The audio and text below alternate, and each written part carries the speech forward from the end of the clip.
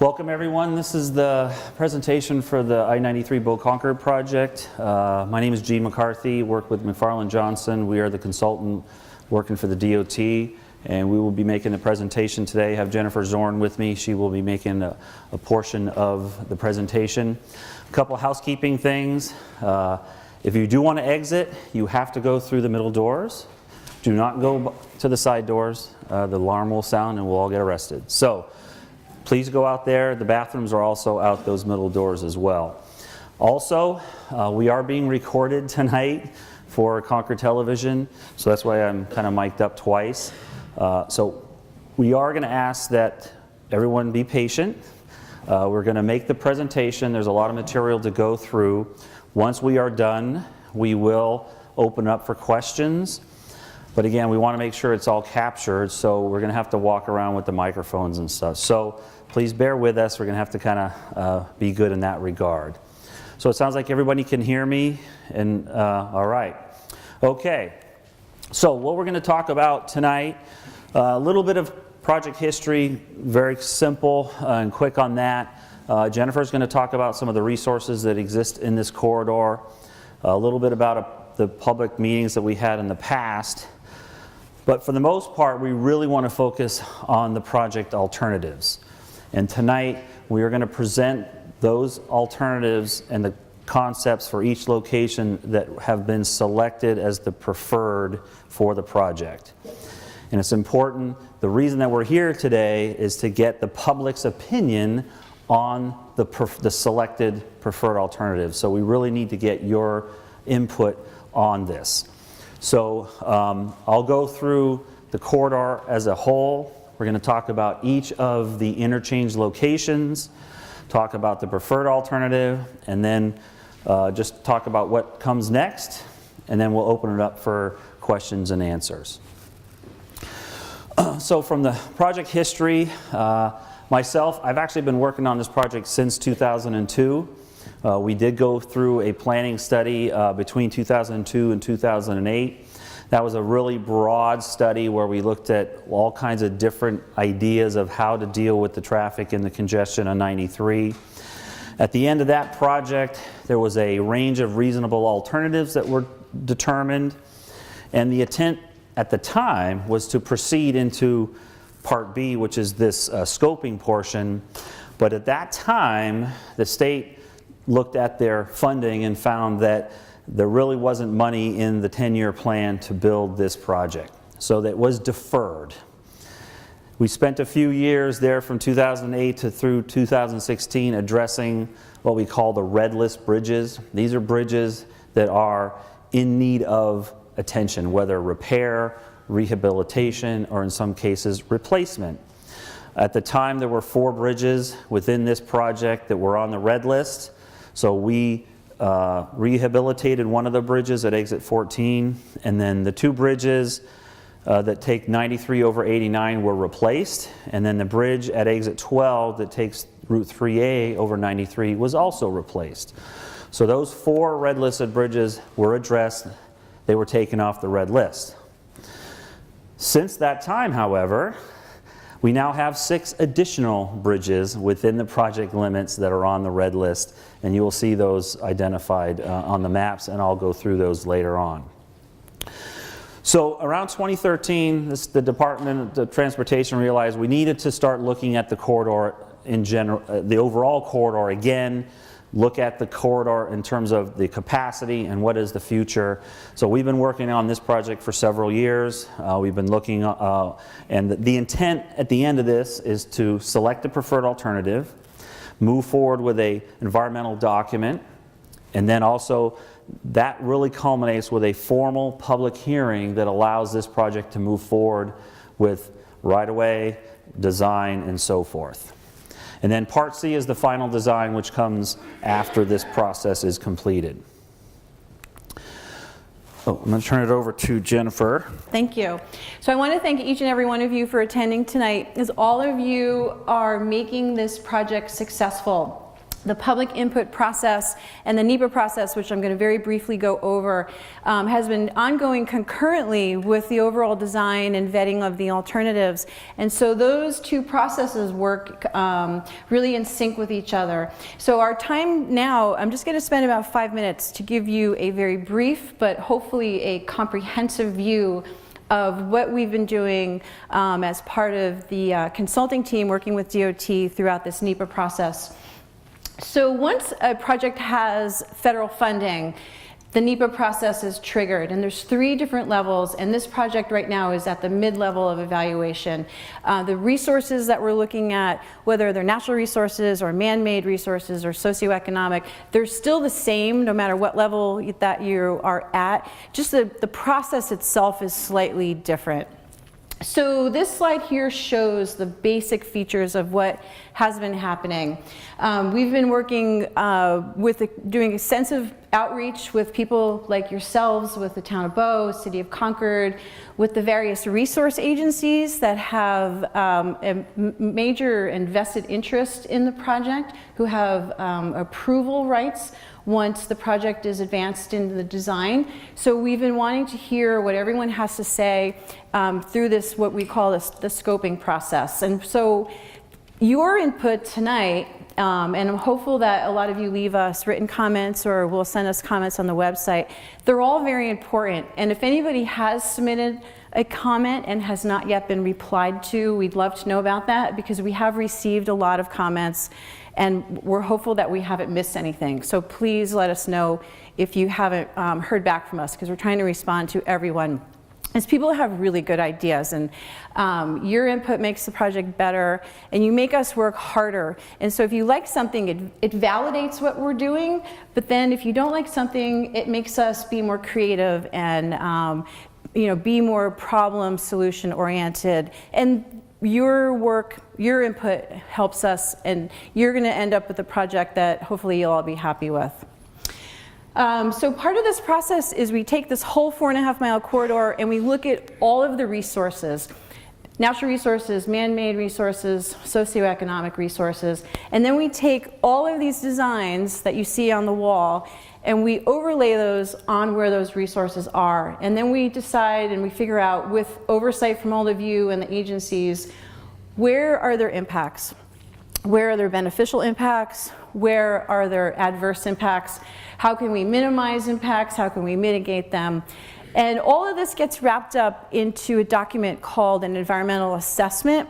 And so we're working right now on creating that document, which will be available for public review.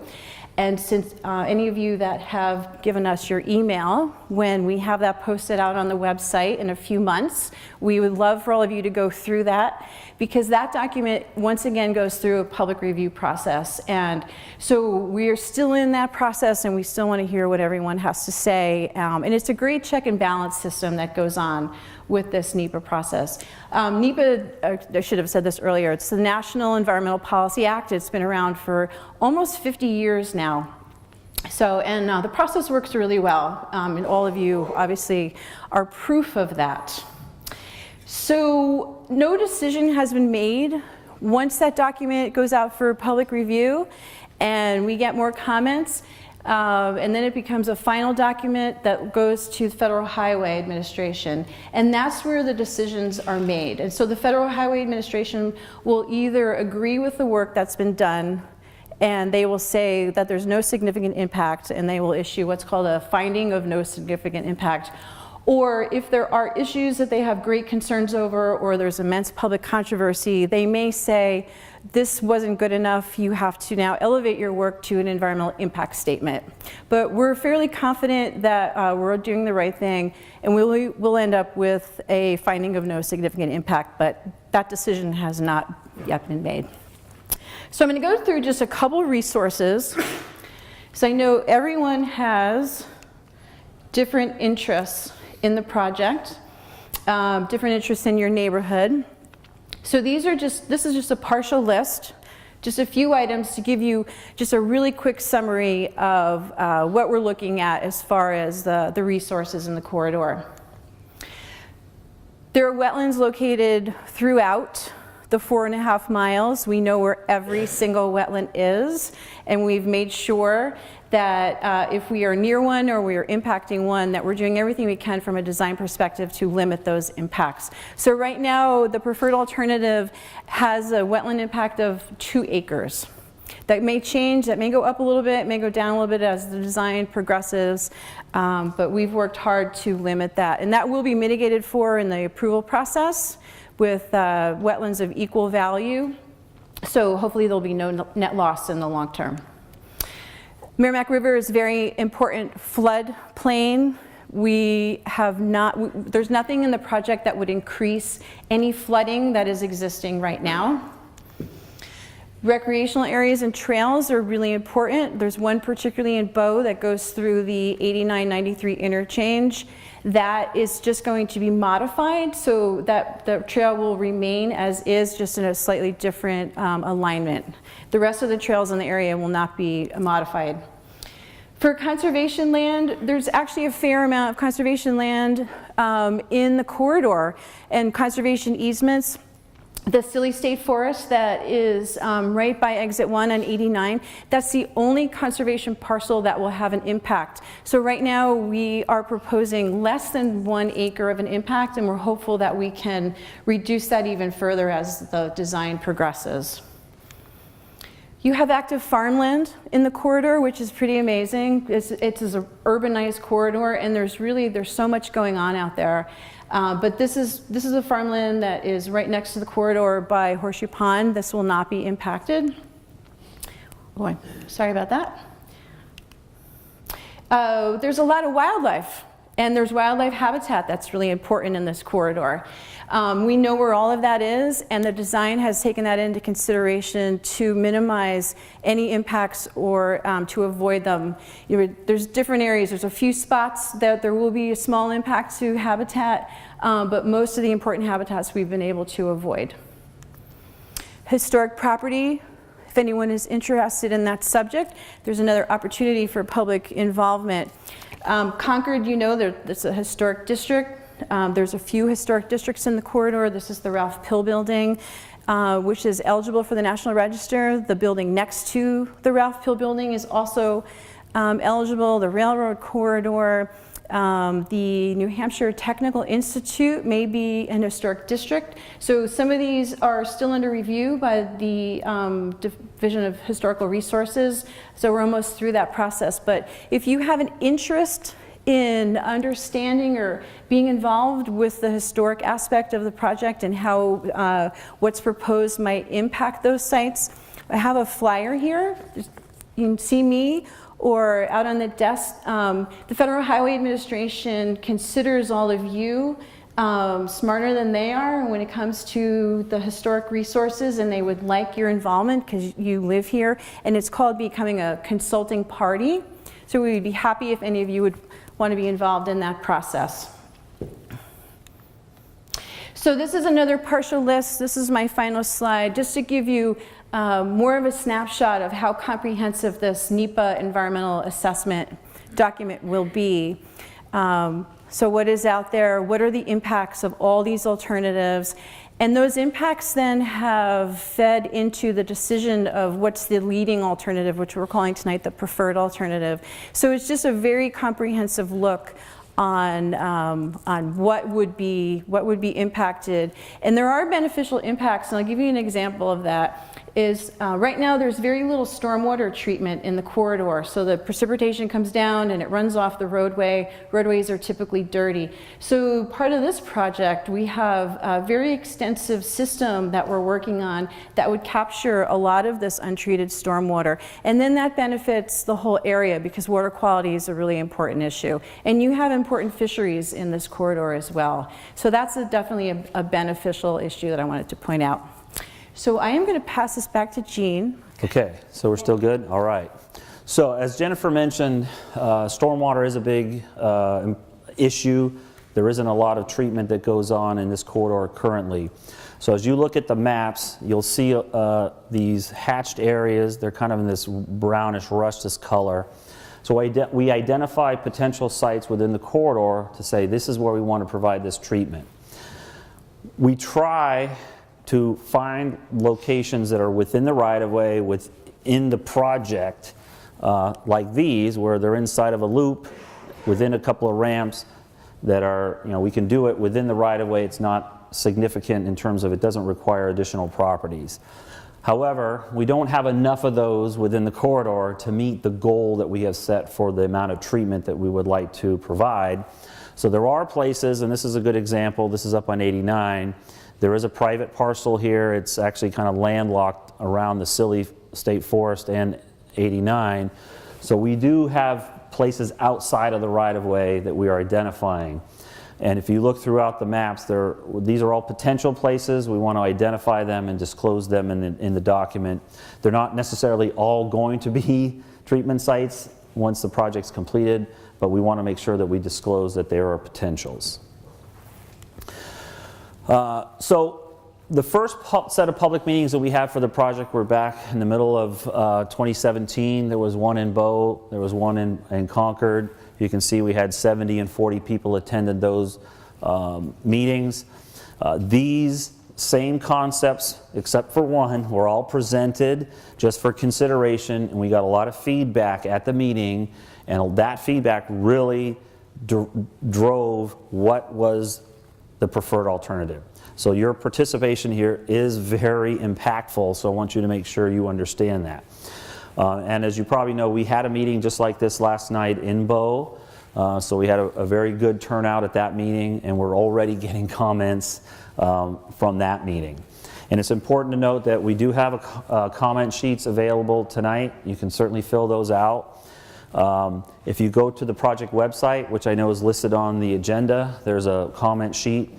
That if you put a comment in the website, that actually comes directly to me via an email, so we get a lot of comments that way. So if you don't think of something tonight, don't feel shy. There's many opportunities for you to provide comments. So let's talk about the alternatives now. So this is the I-93 Concord, Bow Concord project limits. The project begins just south of 89, essentially where the current 93 is a 6-lane, and it drops to a 4-lane section as you come into Concord, and it goes for about 4.5 miles to and through exit 15, and we stop short of the bridge that carries 93 over the Merrimack River. We also are looking at a segment of 89 that goes past exit 1. We're also looking at a segment of 393 past exit 1, and again up into the river. So it's about 4.5 miles of I-93, and what we have found through the traffic modeling for the project is that in the future we need more capacity for the trips going through Bow and Concord on 93. So we will widen by 1 lane in each direction, 93. So we're essentially taking the existing 6-lane section that exists south of the project and moving it further to the north past 393. So you'll have a basic 6-lane interstate all the way through downtown Concord. Now, because of the number of interchanges that we have and how closely spaced they are, you will also see what we call auxiliary lanes. And those are lanes, and I'll use the segment between exit 13 and 14. If you get on at exit 13 at this ramp, we will add another lane that will then carry up and drop as the off-ramp is to exit 14. So those auxiliary lanes mean that in between these sections, or in between the interchanges, there's actually 8 total lanes. At the bridges, there are 6, but in between there are 8. And there's a section here that shows, this is what the existing footprint of 93 is through the corridor. 2 lanes in each direction, narrower shoulders in the median, but it's 78 to 90 feet from pavement to pavement. We're talking about 3 northbound lanes, 3 southbound lanes, with wider standard shoulders in the median, standard shoulders on the outside, and then in between we also have an auxiliary lane. So you can see it goes up to as much as 146 feet. So the interstate itself is getting a pretty significant widening as part of this project because we're providing auxiliary lanes and we're providing standard width shoulders. So the real challenge of this project wasn't so much the interstate. We actually came to the conclusion that we needed capacity. The real challenge was more on the interchanges. So within this 4.5 miles, with a little bit extra on the 2 other interstates, we have 7 full access interchanges. Okay? There aren't that many places where you have this many interchanges in this short of distance of interstate.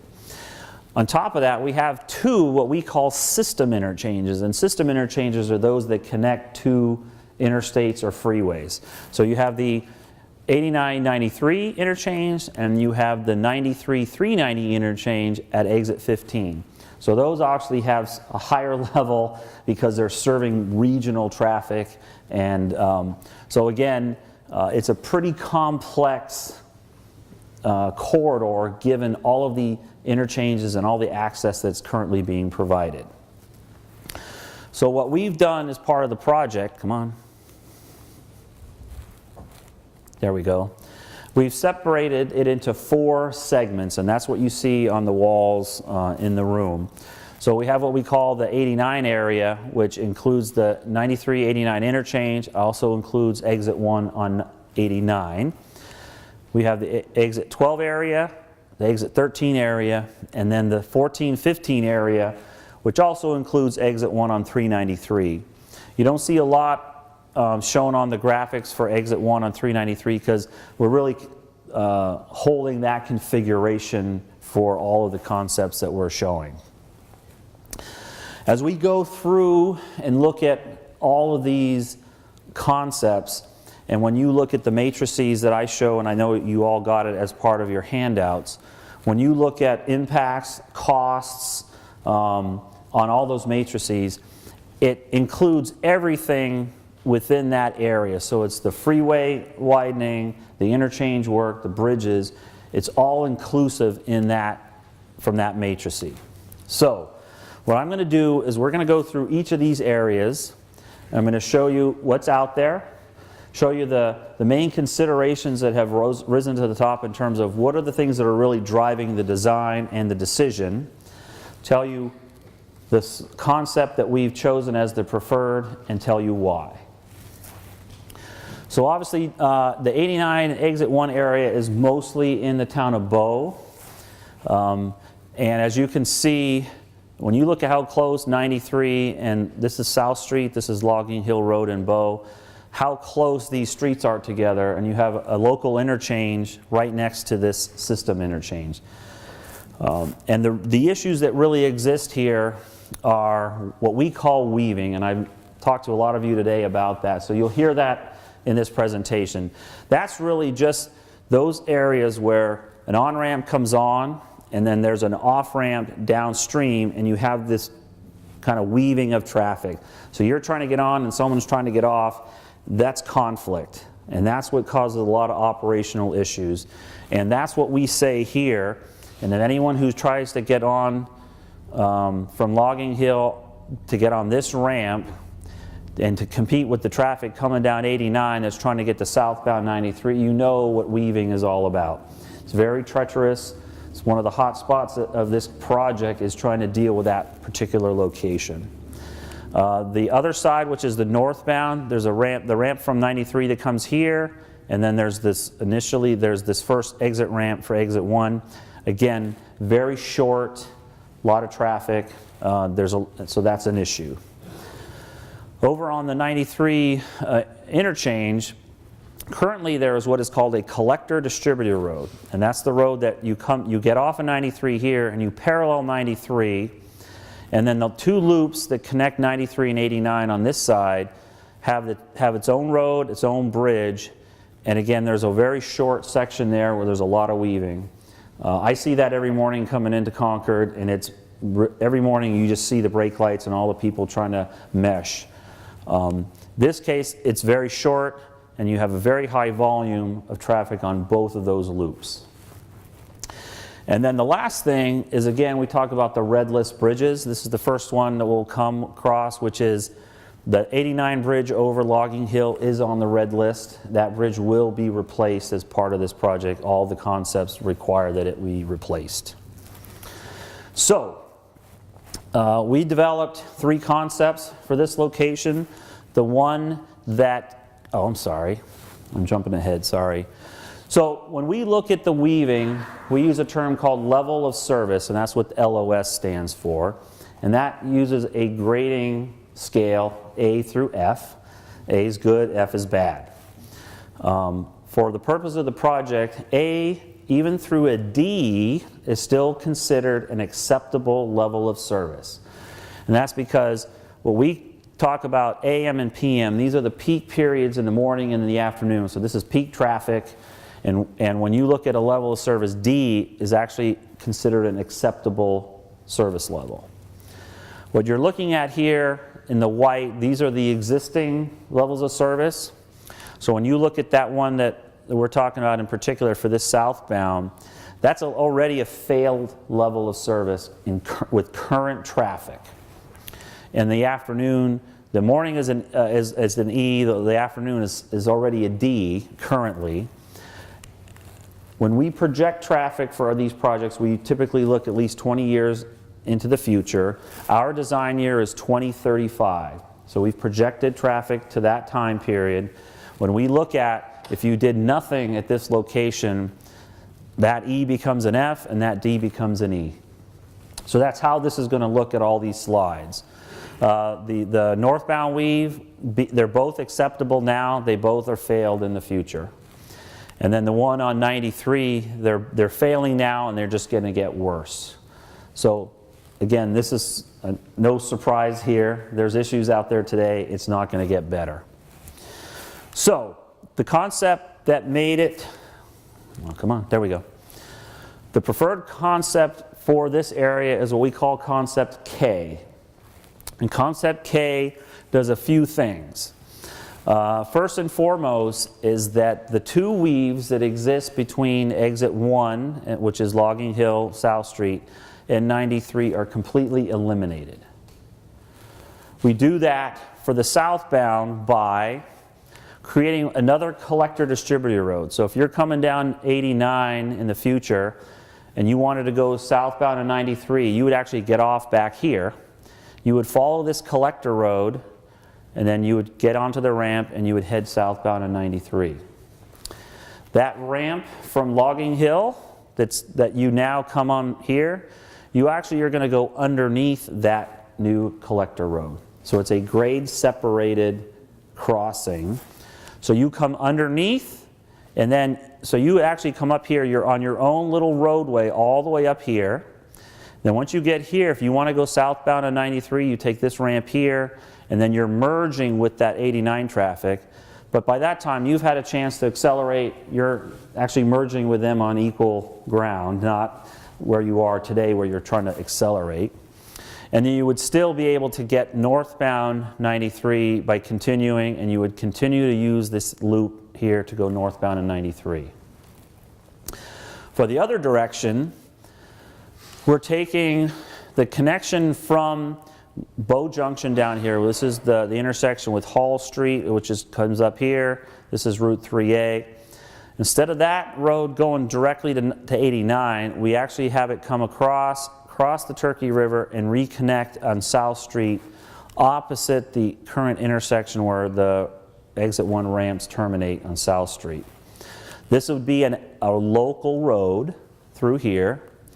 Then the ramp, the southbound 93 ramp here heading to northbound 89 would cross over that local road and then follow another collector road until it heads up 89, sorry.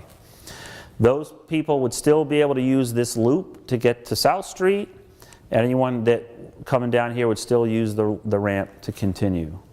So both with these connections are these grade separated crossings here and here. All that crossing traffic has been completely eliminated. For the other weaving problem that we have here, we have that collector road here. This proposes a new ramp so that the northbound traffic from 93 that wants to go to 89 gets off on this new ramp, follows around that existing loop, and heads north on 89 this way. So while we keep the two loops and we keep this weave, we've just removed a significant portion of that traffic out of that weave. So while it's still there, there's much less traffic, and therefore it operates a lot better. One of the concessions about this particular concept is that traffic now that can enter at Bow Junction can just continue straight up 89. If you want to come 89, and you can go right through to that intersection. That no longer exists.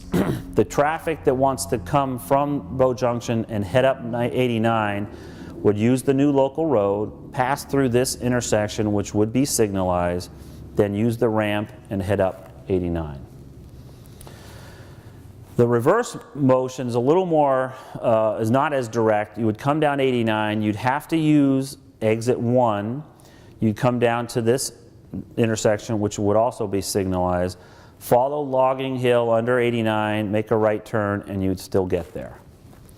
It's still provided, it's just not as direct as the current connection to 89. I know you want to ask questions, but I'm sure we got to really get through this because of the television. So in this area, there's also a trail this is a little street here called Valley Street that's right off of Logging Hill. And there's an existing trail that kind of meanders through here. There's a tunnel under this ramp, and there's a tunnel under this ramp. This proposes that we actually just create a new connection. The new connection would have sidewalks and bike lanes so that we would provide the same connection on this new local road. So if we go and look at the weaving, which were the three problem weaves, the two that are existing here completely eliminated. That traffic is never in conflict with this proposed concept. And then this existing weave, we have level of service D and B, so both acceptable levels of service in the future. And again, that's a result of removing all that traffic on the new connecting ramp. So the local streets, the way we've shown all of them, and I wanted to show this during this area because of that local road. I've showed multiple lanes here, but on all the streets that we're doing, we're showing shoulders with bike lanes, we're showing sidewalks. Obviously the sidewalks wouldn't be maintained by the DOT, they'd have to be maintained by the local jurisdiction. But in all cases, we are trying to enhance the bicycle and pedestrian accommodation through all these local streets that we are affecting as part of the project. Oh, on that one. And we have done some visualizations of this. This is actually a shot looking from the ramp intersection. That's the Hampton Inn. This is where the Bow Mobile exists today. That is an acquisition as part of this particular alternative.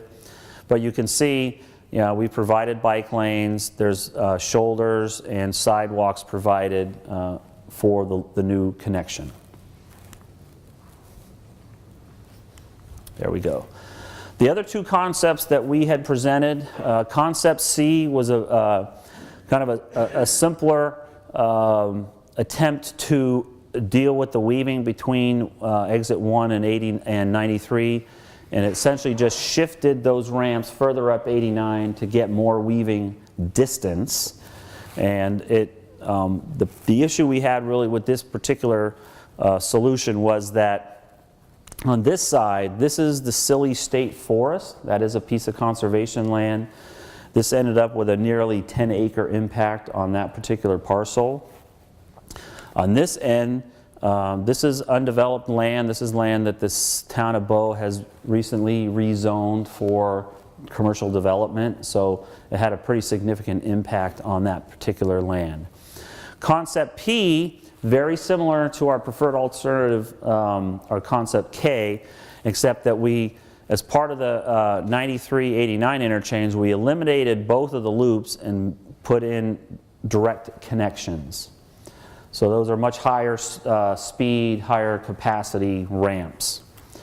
But what you'll see in the comparison of these, so for each of these we list the considerations, so this will show all the different weaves that we talked about, the property impacts, the bridges that will be affected, new bridges that are required, and at the bottom you'll see the costs. So when we went from concept C to concept K, it's a pretty significant increase in cost, but then going to P was even more so, and that's really reflective of those connectors that have long bridges and retaining walls that are fairly costly.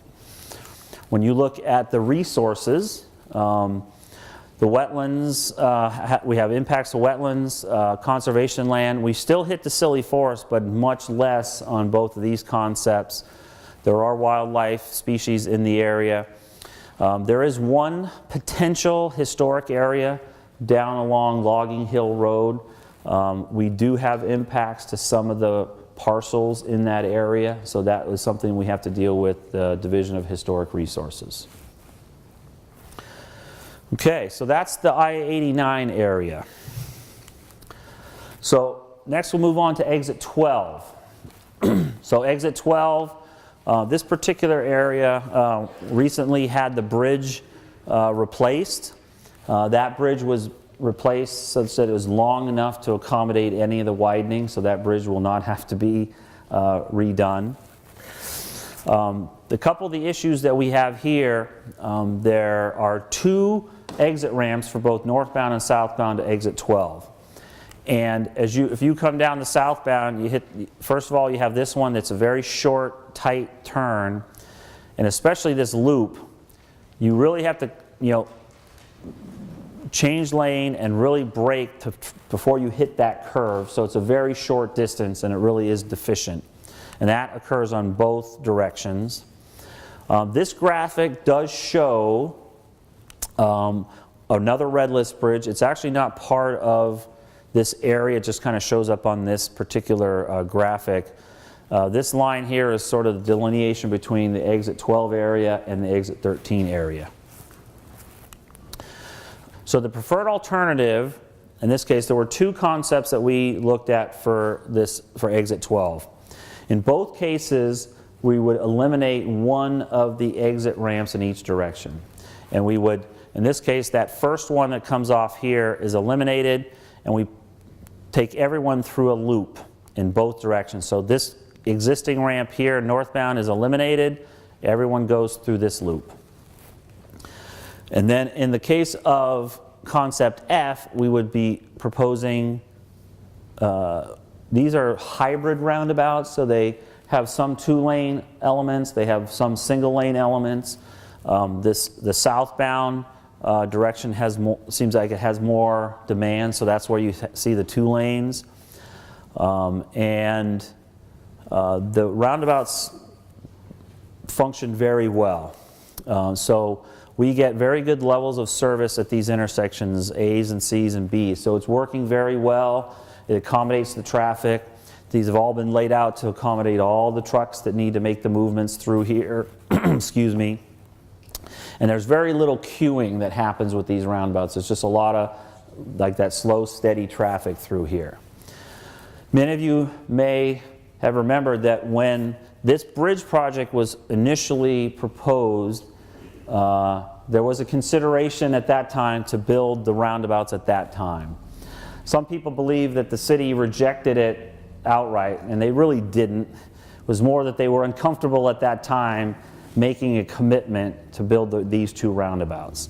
They really wanted to wait for this project to really go through the full study to consider these roundabouts. So it is something that so far has gained support. So these were not rejected prior. The other concept, very similar configuration. The only difference was that the two intersections would be signalized. They both function pretty well, except we did have some queuing issues because those intersections are still kind of close together, and they do kind of back up a little bit. I'm not sure why this is not working. Okay, so when we look at the comparisons, the levels of service, they were all very good levels of service. It's just that E had a little more queuing with the signals than the roundabouts. There's a few minor parcel impacts to the private properties along Route 3A. There's no bridging, and you see the costs are similar, and that's mostly because you're still doing a lot of widening of 93 as part of this area. In terms of resources, the impacts almost identical. They're really close and really no difference to speak of. Exit 13, probably the simplest area we had to deal with. This interchange was completely reconstructed. It was completed, I believe, in 2002. That bridge that carries 93 over Route 3 at this location was constructed to accommodate 6 lanes. That's what we need. The interchange itself, all those retaining walls, all that fancy landscaping, all that remains. We do not have to touch it. The one issue that exists, any of you who drive north here on a regular basis will know, the northbound exit ramp in the morning backs up, and I've seen it off of this page. It's pretty significant during those peak periods. The reason that happens is at the end of the ramp, to make the right turn to go over the river, it's on a stop control. And you get a lot of backing up because of that, that constraint there. It's just a stop sign. The signal at this location, she asked about what is stop control. The signal operates most of the movements within this intersection, but that right turn is not part of the signal. It has a separate stop sign. So the preferred alternative here, we would be widening throughout, but again, you see a lot of this white. That's all that existing infrastructure that will remain. What we are proposing is to widen the northbound exit ramp to provide a dual right turn lane. And this goes well with a project that the City of Concord has planned. What's in red down here is the Old Turnpike Road and Manchester Street intersection. That is a project that the city has in their capital improvement program that will actually expand that intersection. And for the eastbound traffic, they will put a dual left turn to go up Old Turnpike Road, and there'll be a dual right turn coming down Old Turnpike, making the right onto Manchester Street. So what's happening here is every morning you have a lot of people coming in, making that right turn, making that left turn, going up the hill. That's what I do. And it's backing up. So between this project and what we're proposing, you'll have 2 lanes making the right, making the left, going up Old Turnpike Road. In the afternoon, you'll have the 2-lane right turn. There's already a dual left turn here to get back on to go south. This does require some bridging down here because we're so close to the river. To make that right turn really function properly, this is actually a bridge. It's hard to see on this graphic, but you can certainly see it on the plans out there. The other idea, or the other concept, was everything was the same. We would signalize that right turn, but we did not propose widening the ramp. This actually worked very well with current traffic into the future, but as we got into our design year, it started to back up again onto the interstate, and that's why we went with the other concept. From a cost perspective, a lot of things are the same. There is one private parcel that we would impact as part of that ramp widening. There is one new bridge. The red list bridge that's listed here is actually the southbound 93 over Hall Street. That bridge is on the red list, and that would be replaced as part of this. And then you can see this is a little more costly because of that bridge. All right, come on. From a resource perspective, again, very similar. There really is very little difference between the two in that regard. All right, so you want to talk about 14 and 15. Okay, very interesting area. Two very important interchanges for the city of Concord. Most of the access to downtown occurs through 14 and 15. They're very close together, which definitely causes a bit of issue. So what we have identified in terms of the, this thing keeps going too quickly on me. We have actually 4 red listed bridges in this area. The 4th that's not seen is actually just off the page. It's the exit 1 bridge on 393. That bridge is on the red list. That is one that can be rehabilitated, so that's what we're showing on that bridge. These other 3, which are 393 over 93, this is the Delta Drive Bridge over 93, and then this is the Route 202 over Constitution and the railroad. Those are all planned to be replaced as part of this project. We also have quite a few weaving sections in this area. Between exit 14 and 15, you can see that this is the existing on-ramp and there's the existing off-ramp. Very short distance there, and that's where all this crossing of traffic causes a lot of issues. Exit 15 is what we call a full clover leaf. So on on 93 and 393, each have 2 weaves, very short. A lot of volume of traffic on all those different loops. So you have a lot of issues within that exit in terms of weaving. The other point to make is just south of exit 14, there's this little area here we've referred to as the pinch point. So at this location, you see that between the river, the ramps, the interstate, Unitil has a substation right there that provides all the power for downtown Concord. There's a transmission line that goes from the substation down here right in this area. Then we have the rail line, and then we have the shopping center, and that's the infamous Burlington Coat Factory building that you see. It's kind of red. And at that location, all those things all converge in a very narrow point. And it really becomes an issue as we look at expanding the interstate. So the preferred alternative is what we call concept F2. This is the one concept that was not presented at the prior informational meetings. This concept actually came out of those meetings. And it's actually a combination of 2 of the concepts that we had presented. So I'll talk about this one and I'll show you the ones that they were based on. So what this does for exit 14 is it proposes retaining the existing diamond configuration with the exception of the northbound entrance ramp from 14 is eliminated.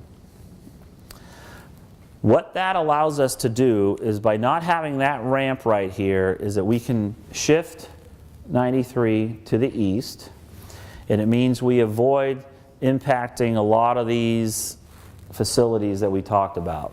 Jennifer mentioned the Ralph Pill building. That's what that H is. That's a historic. That is an eligible historic building, as is the building next door, the substation. It also allows us to maintain the intersection with Stickney Avenue. So that one elimination of that ramp allows us to really minimize the impacts on the other side of the interstate. What happens at exit 15, this is what is called a clover stack. The existing is a clover leaf. This is a clover stack. And what it does is it eliminates 2 of those loop ramps.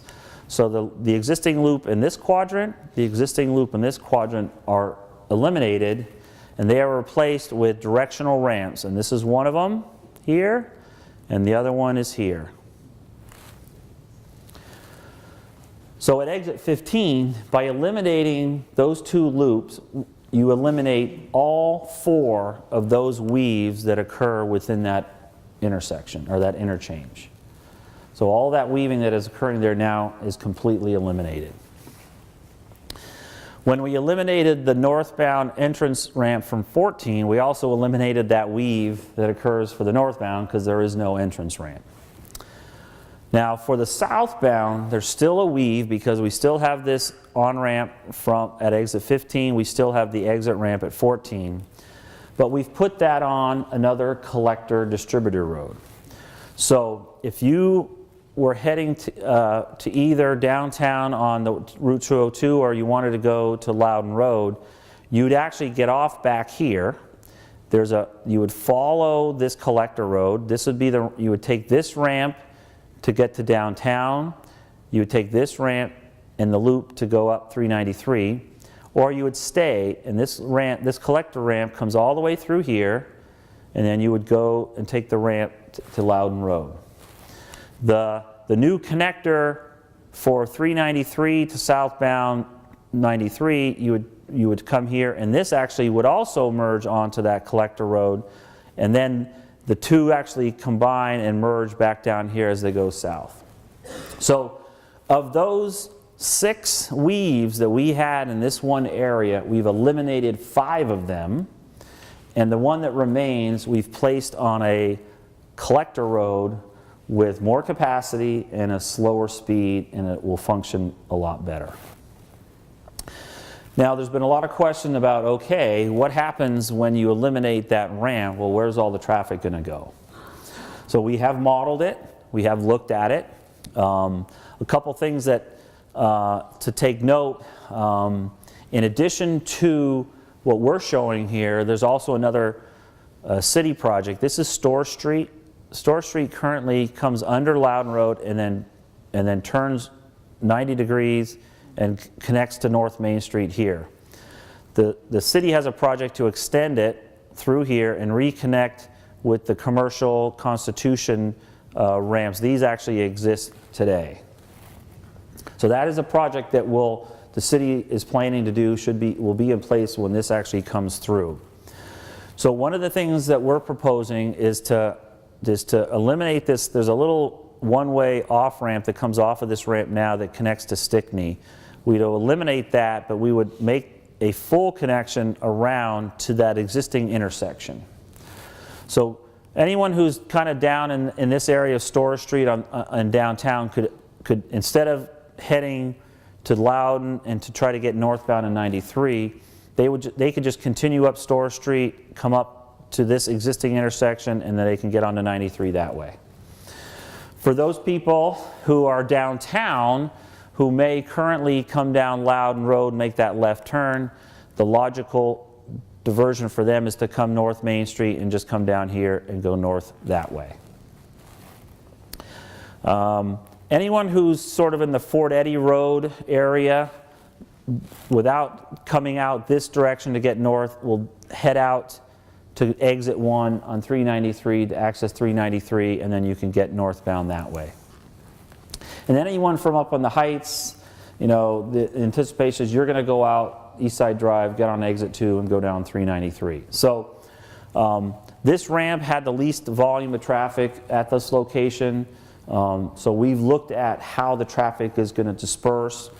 We know that between the traffic from downtown that comes this way and from the traffic that's coming up Store Street, this intersection will have to be enhanced a little bit, but the network can handle the dispersion, and fortunately it's not all going to one location, it's all going to different locations throughout the network. Okay, come on, there we go. So when you look at the levels of service, all those problem areas, they don't exist anymore, and the one that does exist, we have very good levels of service because we have the capacity and the speed is working in our favor. Come on. So the two concepts that were presented back in the summer were concept D2 and concept F.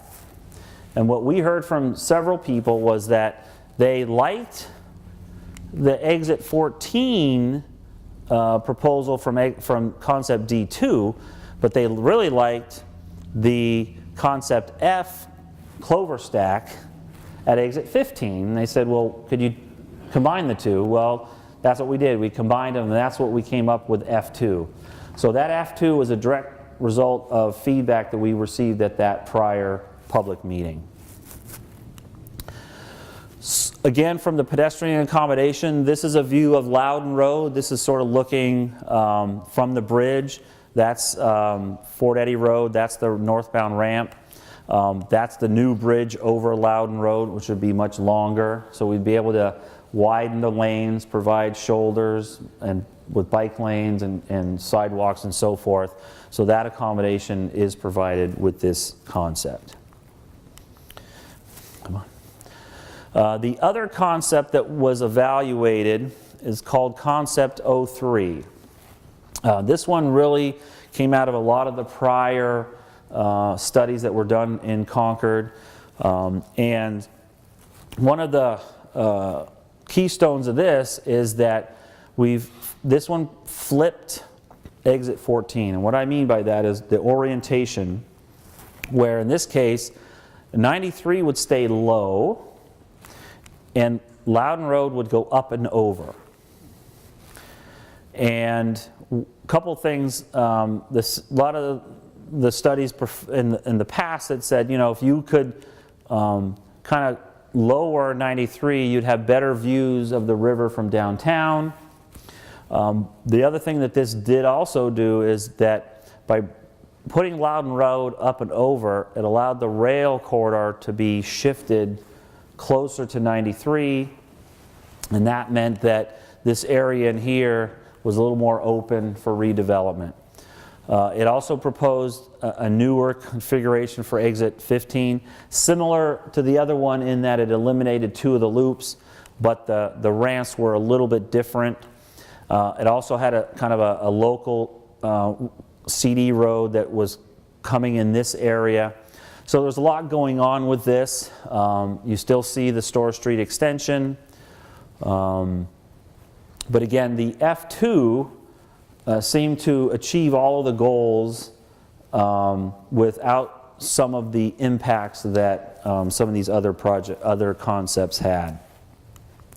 So when we look at the matrix, you can again see the weaves. In most cases, F2, they were eliminated. The one exception is that one southbound that obviously still had good levels of service. The property impacts were really minimal. We addressed all 4 of the red listed bridges. We had to build 2 new bridges for the new configuration at exit 15. And the cost still is a pretty significant number, but the F number and the 03 number were quite a bit higher for this area. Okay, from a resource perspective, again, this is a much more urbanized area of the project, so there weren't as large of impacts, but there still are species. We are close to the river. Probably more of the historic impacts. Again, we're still listing the Ralph Pill building. It's not going to be hit. We are going to be affecting its frontage, but the access will be maintained, so it will be able to remain. Some of the other areas, the railroad property is historic. It will be impacted, and the old DOT garage area of Stickney Avenue will be impacted as well. So when we put all this together, this graphic, it's also the one on the back wall here. When you take all the 4 areas and you put those preferred together, this is what you come up with. So concept K at 89, concept F at 12, concept B at 13, and this F2 at the 14-15 area, and you put it all together, that's what the preferred alternative for the entire project looks like. So when you look at the total cost, and you look at all of these segments, the preferred alternatives, you look at construction, right-of-way, engineering, mitigation, any utilities that are impacted, and you look at a total project cost of $262 million. And that's in current dollars. So obviously, as Jennifer said, as we move forward after these meetings, we are going to complete the environmental document. One of the things that has to happen, this project at this point in time is not fully funded. So that $262 million, that is not in the current or the draft 10-year plan from the state. So one of the things that we have to start to look at is, for the monies that we have, what are the priorities in the corridor and how should we spend those monies? So we're going to put together this corridor plan that'll identify what the priorities are and how the project will be constructed over time. Sometime this spring, usually we're scheduling for late May is the formal public hearing. That's where everything that you've heard about from the environmental side, the engineering side, all that is put out. We have a formal presentation. People will be able to make formal testimony as to what they like. That's an important milestone for this project. Then, as Jennifer had said earlier, there's an environmental determination, whether it's finding of no significant impact or we have to go back and do additional studies. If it does go through, hopefully by the end of this calendar year, you would be through this process, and that will allow you to move into the design and permitting and right-of-way acquisition. So, as I said before, this project is not fully funded right now, but the current 10-year plan does have construction, the first construction money occurring in 2024. So I know it still sounds like you're 6 years out, but we still have to finish this process. We still have to get through the design, permitting, and so forth. So there's quite a bit there to get through. And so with that, I am going to open it up to questions and answers. I do want to really highlight that this website has a lot of information. Now that we've completed these two public informational meetings, this presentation, all these graphics will all be posted within the next couple days on that website. So there'll be PDFs of all of these maps there that are available. As I said before, there's a comment form there that comes directly to me. So that will be part of the public record. Anybody who does submit, we add your email to the list. I think a lot of you probably got emails because you had attended the last meetings. We're going to keep that email chain going.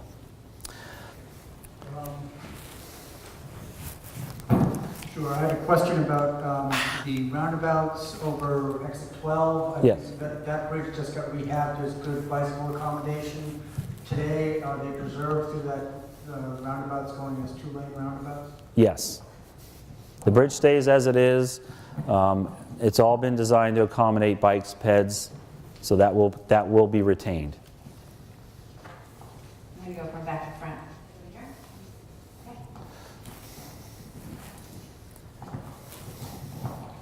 I live on Grandview Road in Bow. Okay. The highway is right across the street from my house. It's a narrow lane of trees there, but the traffic's non-stop. Most of the highway projects I've seen in the state, they've added sound barriers. Is there any plan for that along the downhill on 93 there? I think, so Grandview is down here.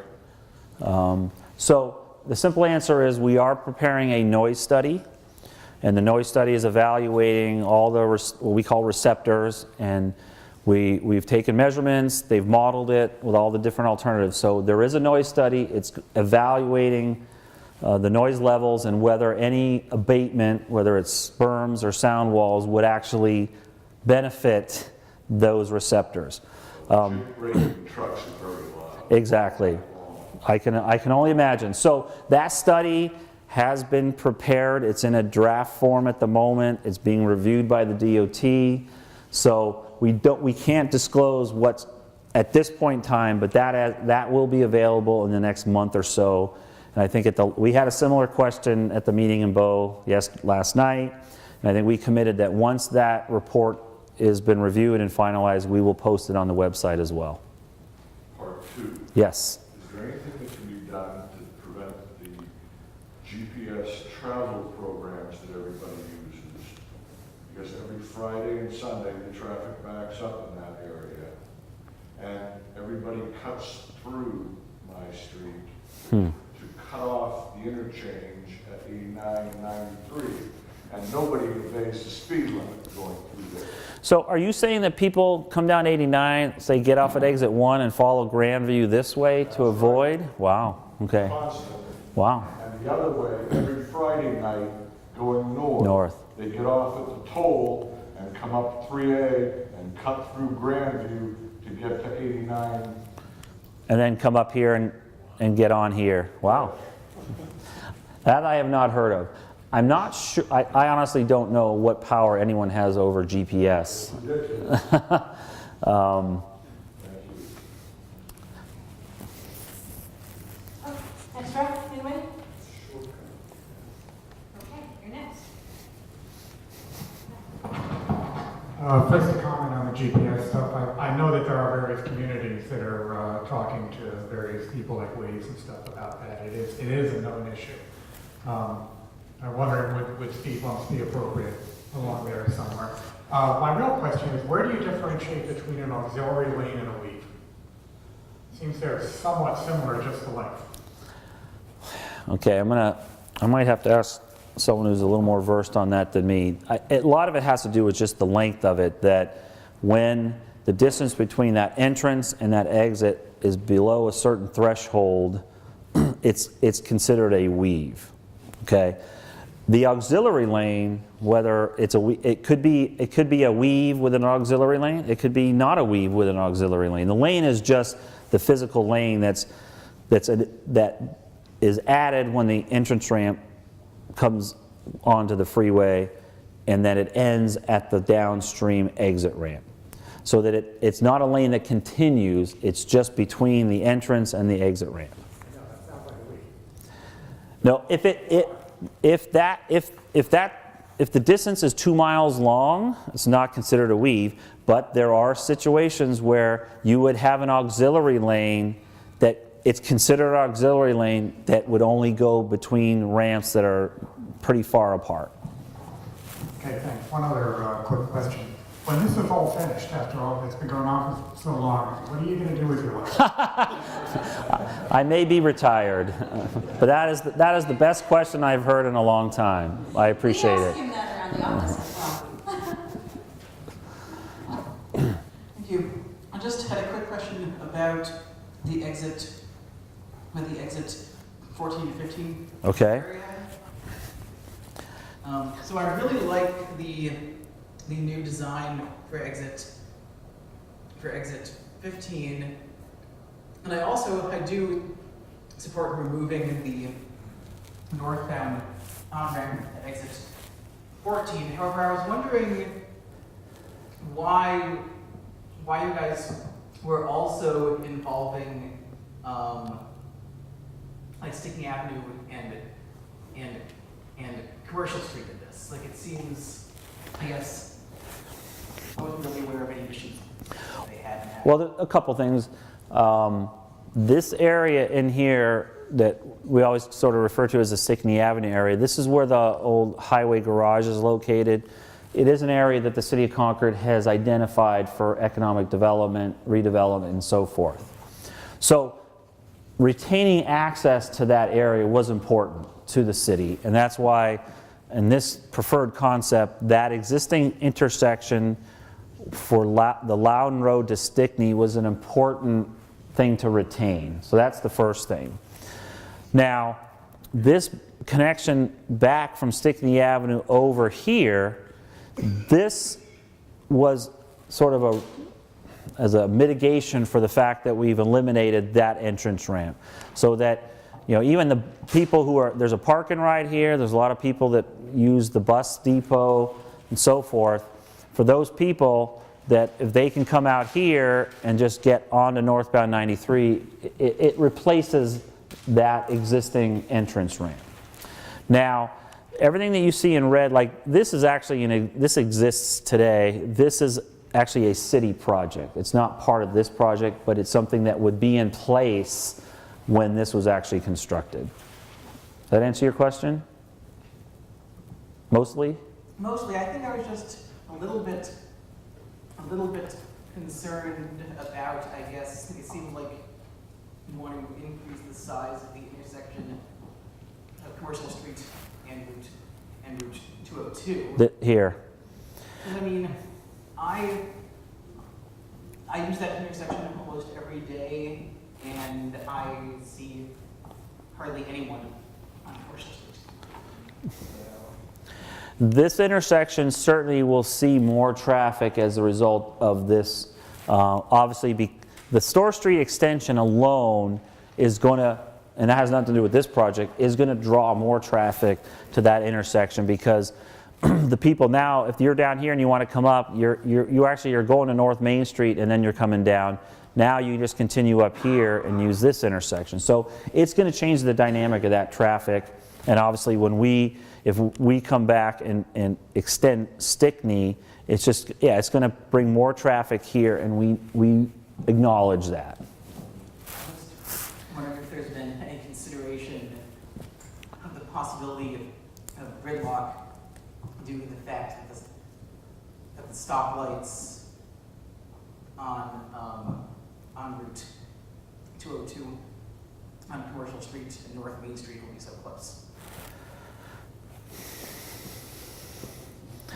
It's been part of the modeling that we've done. So the model that we have actually includes that intersection. So there's a signalized intersection there. This is an odd signalized intersection because there's no through traffic. It's just right in and right out for both connections. But we have evaluated it as part of the traffic modeling. So yeah, it's something that we have to address and make sure that we provide timing lanes so that it all will function appropriately. Okay? Oh, she's going backwards now. All right. This may be a moot point, but because I believe it was with your concept 03, but back at your bow meeting last year in May, you had a signalization Yes. driving south on 93, and there was a large retaining wall Yes. that kind of blocked the view of the State House dome and stuff like that. Was that concept 03? That was 03, yes. Okay, and so we won't have that effect going on with the preferred. No, the preferred alternative retains that orientation at 14, so Loudon Road stays low, 93 goes up and over. And those simulations are still available. They're on the website. It's actually on the front page. If you click it, it takes you to YouTube, and you can watch those if you wish. We didn't show those mainly because those were the three concepts that, as it turns out, are not the preferred.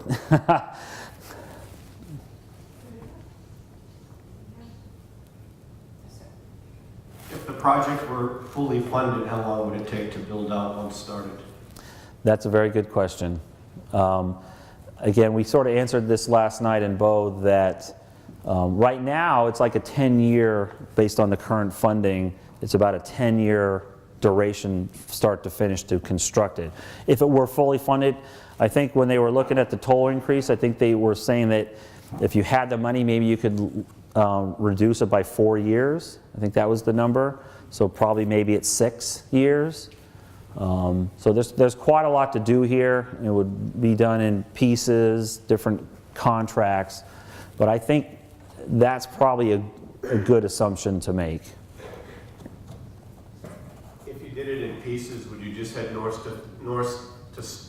south to north, or would you? Well, that's part of what this corridor plan is going to do. Once we agree that this is the preferred alternative, then we'll start pulling it apart to say, okay, what pieces can we do logically together? We also need to take into consideration the red list bridges, because those certainly would take some priority. But I think in general, yeah, you might look south to north from a capacity perspective, but when you look at, you know, the 89 area, this is an expensive reconfiguration. And once you start it, you kind of have to do all of it. So that's an expensive undertaking. So that contract alone, whether you can do that as your first one, it's hard to say. So like I said, over the next few months, that's what we're going to be looking at. So by the time we get to the public hearing, I would be able to answer that much better. A couple questions. The elimination of the northbound ramp Mm-hmm. from Loudon Road onto 93, that is is a significant concession for some of us that travel from east to west. Sure. Has there been any consideration of being able to do something with Fort Eddy Road so that you can you don't have to go through the city and get into that potential traffic jam of stores and commercial? So where would you say where are you starting your trip? Are you in downtown or are you up on the Heights? You're past East Side Drive, and going towards downtown. Okay. So really the next option is Fort Eddy, but then you take Fort Eddy and circle through all of the traffic. Right. Grocery stores and then head back up to, the exit on 393. Is there anything that can be done to make it a little more direct? Without putting another road, I mean, essentially you have East Side Drive that's going to take you to exit 2. You have Fort Eddy's that's going to take you to exit 1. Those are the two options that we see. And when you look at the modeling and the amount of traffic that's dispersing, some of it's going to go to each. And I think from what we've seen in the modeling, the additional traffic in Fort Eddy hasn't shown that we need to widen or do anything dramatic to improve Fort Eddy Road. Now, I heard someone say that the condition of the roads is not good. Obviously, it's not part of the project, but certainly that's something that should be dealt with.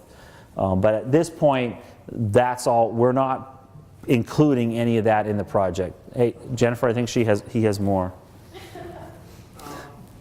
Not very significant, but exit 13, when you come off and you come northbound on 93 and you're taking a left, or if you're going southbound on 93 and you're taking a left, is anything going to be done to improve that, basically demolition derby process?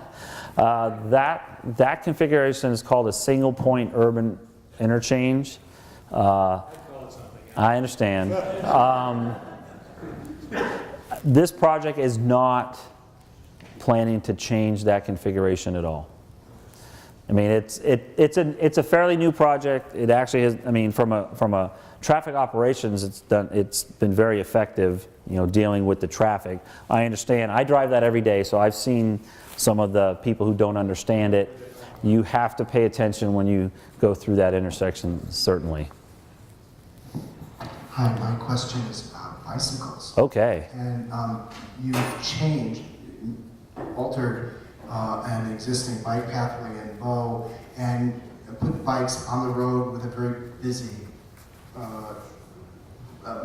traffic. Mm-hmm. Also, you've created a new bike lane on Loudon Road sharing with very busy Mm-hmm. traffic. Both of the bike lanes are not dedicated, but they're also the breakdown lanes for cars. Cars are not very good at sharing, and a lot of bicyclists get seriously injured because of this. Have you given any thought to doing things that are done in other areas by either providing barriers for the bikes to have a dedicated lane, or changing the grade so that the bike lane is either elevated or compressed so that cars stay out of it? It's not something that we've included yet, but we certainly have heard comments in Bow and obviously through other people through today that maybe the bikes would be better off in a more protected corridor. So I think it's something we can certainly consider. Obviously, the roadways that we're affecting are existing corridors, and we're either bridging over them or bridging. So there are costs associated with providing wider facilities. So I think those are the kinds of things we just have to weigh as we move forward. But it's something we have definitely heard from others.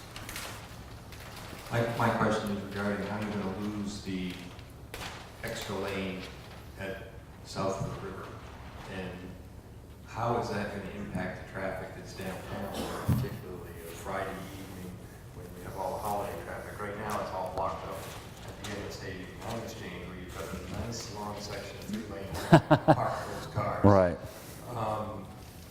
Now it's going to be in this urban area where you've got all these exits and additional traffic that's trying to get on, and it's going to actually block all that traffic. So I'm going to use this graphic. So you're concerned about the fact that we're still at a 4-lane here. So obviously the modeling that we're doing is addressing the fact that we have that holiday weekend traffic that's coming up. And what we find is that as you go through Concord, you start to lose some of that traffic. You know, Route 3 has traffic, you know, so you start to drop traffic, and that even here, you start to lose traffic at 393. So by the time you get here, we do have less traffic, and if we can control it, and we can it can operate better through here, we're not going to see that back up at this location. Now, someone had asked a question earlier about the bridge over the river. That is not part of this project, so that really is the limit of this particular project. There is another project. I think that bridge may be now on the red list, but it's a separate project that will look at that bridge over the river. On the flip side, instead of Friday evening, how about Sunday evening coming south? I see, because you have the collector road that sets off one lane for exits 15 and 14 southbound, then it goes from 3 lanes to 2. Does your modeling show that that's still sufficient, even though it's still just 2 travel lanes to the south? Yes, it does. Yeah, so this has been modeled in our very high level model that looks at all of these interchanges and how everything all functions together. And yeah, that 2 lanes does function. And I kind of liken it to the ORT, the open road tolling in Hooksett, where if you want to go through and you stay to the left, there's 2 lanes, north and south, and they handle a lot of traffic. When you don't have all that friction, you don't have all that traffic exiting and entering, those 2 lanes can handle a lot of traffic. So that's kind of a similar what you'll see here. They'll have their own little corridor to just go south. Anyone else? Thank you. 2 questions, if I might. Certainly. Exit 13, as you come off that onto Manchester Street, Route 3, the 2 additional turn lanes, is that part of the project, or would the city be responsible for that? The work on the ramp is part of this project. The work on the other side of the river at the Old Turnpike Road, Manchester Street, that is a city project. Okay, thank you. Mm-hmm. And then the follow-up on the other gentleman's question, the State House Dome, the visibility of that from exit 12 to 15, will that be impacted at all between exit 13 and exit 15? No, because I was around when the exit 13 bridge and that was elevated quite a bit. So you get a better view of the dome here now than you did before. A similar thing is going to happen here, that because that bridge is longer, it's going to get a little bit higher. So this is going to go up a bit. So it will maybe help it some. And then we're not going to change the elevation here at all. So there should really be no effect, or maybe a little bit better view of the dome from the interstate. And just one quick follow-up, if I may. Between 13 and 14, because the dividers in the road, or the through lanes and the auxiliary lanes, will that affect any of the view of the downtown itself? Hopefully, we hope to improve that. Understood. We're staying at the same elevation, 93, so we're not changing the grade there probably until about here.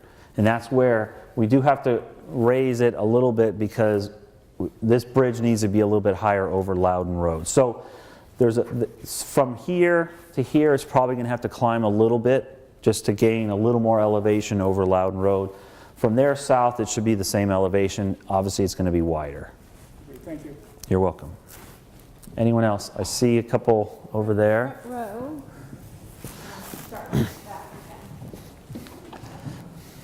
I was wondering about the view of the river coming in. I remember back a long while ago they wanted to lower 93 so you can see the river. You just can't really tell Concord has a river right now.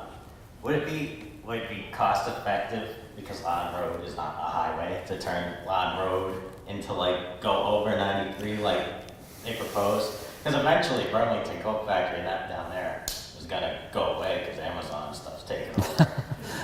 city can redevelop that and take into consideration the river views and stuff? Well, that's what we did for Concept 03. So Concept 03 was the one that depressed 93 and took Loudon over the top. But it really just occurs, you know, you start to change elevation back here, and it's low through here, and then it kind of gets back to the elevation over here. Let me see if I can get 03 here quickly. There's 03. So that's what this is showing. This would be a depressed 93, and this is the bridge where Loudon Road would go up and over 93. So we presented that as part of 03. That's something that certainly is not, it's not something that only pertains to 03. You could consider that for all the other options, but it's just it's costly. It does mean that you have to close Loudon Road for a long period of time to build it. And there was a gentleman back there that mentioned we did a visualization, what it would look like driving this section of 93 when we do that type of a concept. And what you end up seeing are a lot of retaining walls on either side. So from the interstate, you can't really see much because you're low and you have retaining walls that are necessary in order to, you know, retain all of the ramps and so forth.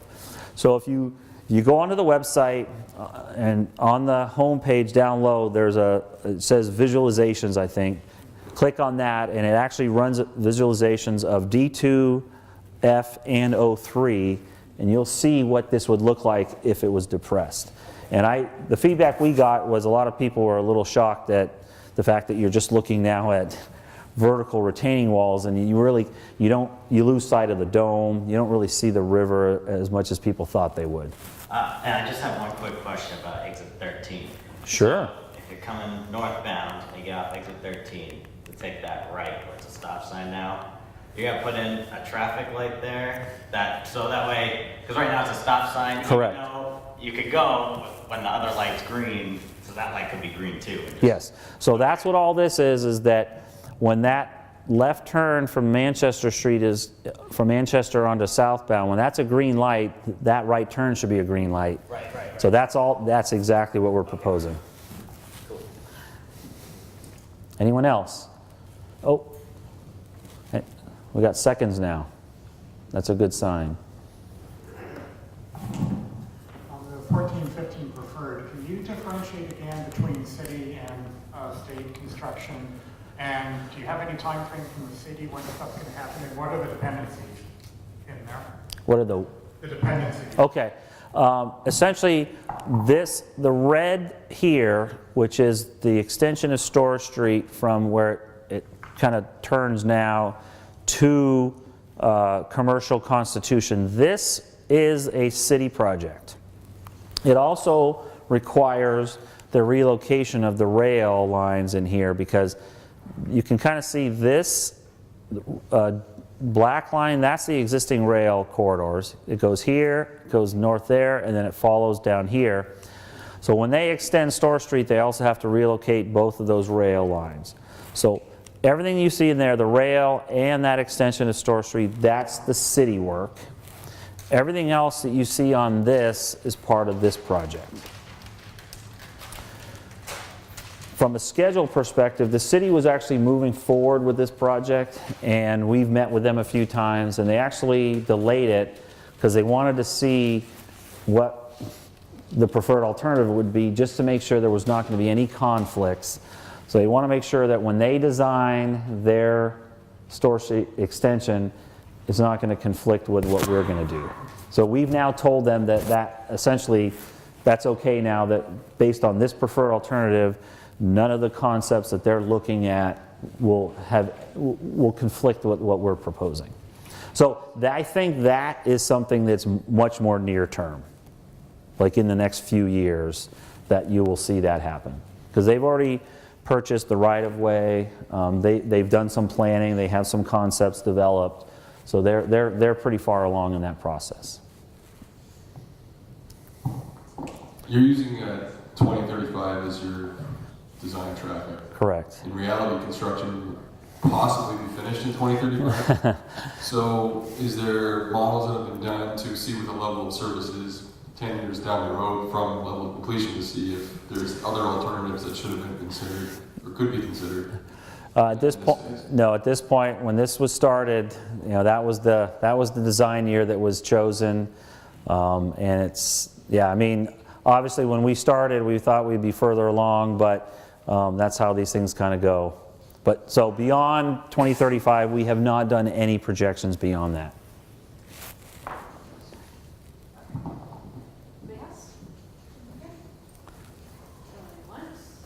Oh, no, more hands. There's another one in the back. Sorry, if I missed anything, I'm sorry. You'll be next. When reviewing the concepts on the wall, I did look very closely at the intersection of 202 and Commercial Street. At that intersection, will that still be just right turns in and right turns out? So That, yes. okay. Yeah, we're not changing that.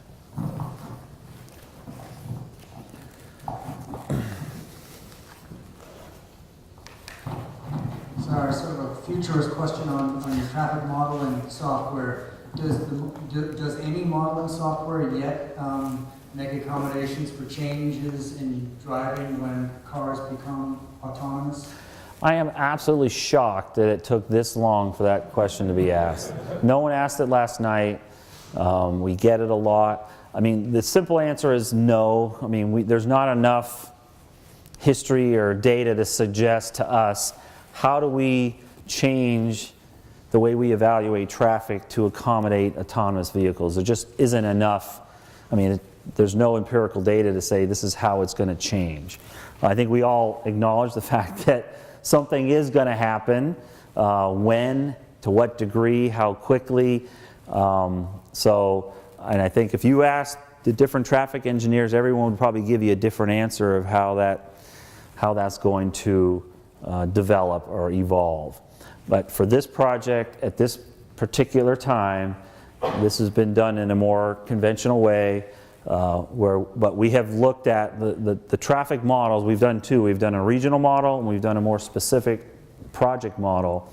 Have all been done with the Regional Planning Commission, looking at, you know, what the growth trends are, what the future for each of the communities is going to be. So we've built in, you know, what the demand is going to be, and you know how that's going to evolve over time. Only time will tell how quickly this actually becomes a reality.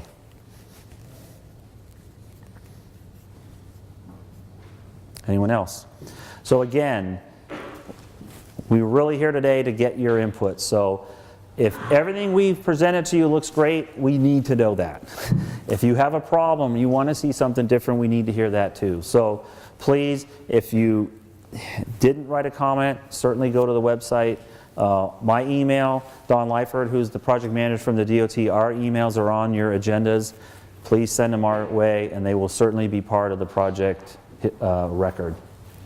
Thank you again for your attendance. Thank you.